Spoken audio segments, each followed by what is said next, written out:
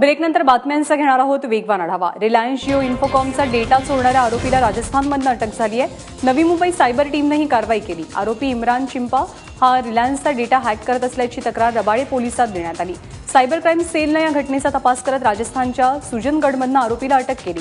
गुरुवारी आरोपीला नवी मुंबईत आणलं जाईल। आरोपीने हायजॅक केलेल्या डेटाचा कुठे गैरवापर केला आहे का याची देखील चौकशी केली जाणार आहे।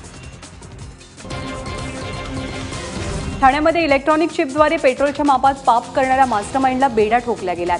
ठाणे पोलिसांनी हुबळीमधनं प्रकाश नुलकरच्या मुसक्या आवळल्या।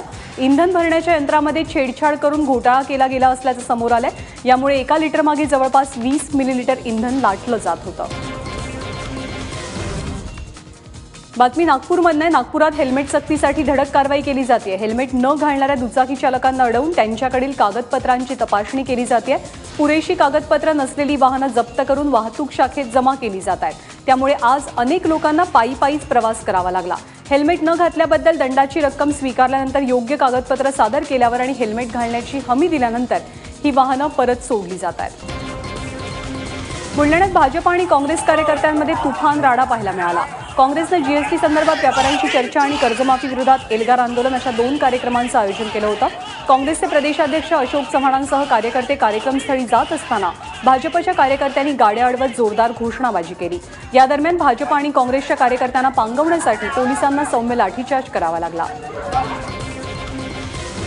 तर बीडच्या गेवराईत मनसे कार्यकर्त्यांनी सरकार विरोधात आंदोलन छेडलं।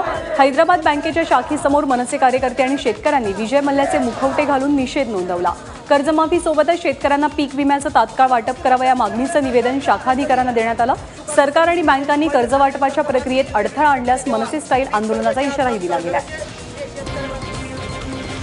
अहमदनगरमधल्या पाथर्डीतल्या मालेवाडी जिल्हा परिषदेतल्या शिक्षकानं दारूच्या नशेत मुलांना मारहाण केल्याचा आरोप पालकांनी केलाय आणि याच विरोधात पालकांनी मालेवाडी जिल्हा परिषदेच्या शाळेला कुलूप ठोकलंय आणि शाळेतल्या संबंधित शिक्षक आणि मुख्याध्यापकांवर कारवाई करण्याची मागणी सुद्धा केली आहे। जम्मू काश्मीरच्या बडगावमध्ये भारतीय सैन्यानं 3 दहशतवाद्यांना कंठस्नान घातलं। मंगळवारी रात्री झालेल्या चकमकीत हिजबुल मुजाहिदीनचे 3 दहशतवादी ठार झाले। तिघांचे मृतदेह सैन्यानं ताब्यात घेतलेले असून त्यांच्याकडील शस्त्रसाठा जप्त करण्यात आलाय। अमरनाथ यात्रेकरूंवरील हल्ल्यानंतर सैनिकांनी बडगाम आणि परिसरात सर्च ऑपरेशन राबवलं आणि त्याच दरम्यान हे दहशतवादी सापडले। परिसरामध्ये आणखी दहशतवादी लपलेत का याचा तपास घेतला जातोय। अमरनाथ यात्रेकरूंवरती झालेल्या दहशतवादी हल्ल्यामागे पाकिस्तानचा दहशतवादी मौलाना मसूद अझहर असल्याची शक्यता वर्तवली जाते। मसूदनं काही दिवसांपूर्वी एक ऑडिओ टेप प्रसारित केली होती।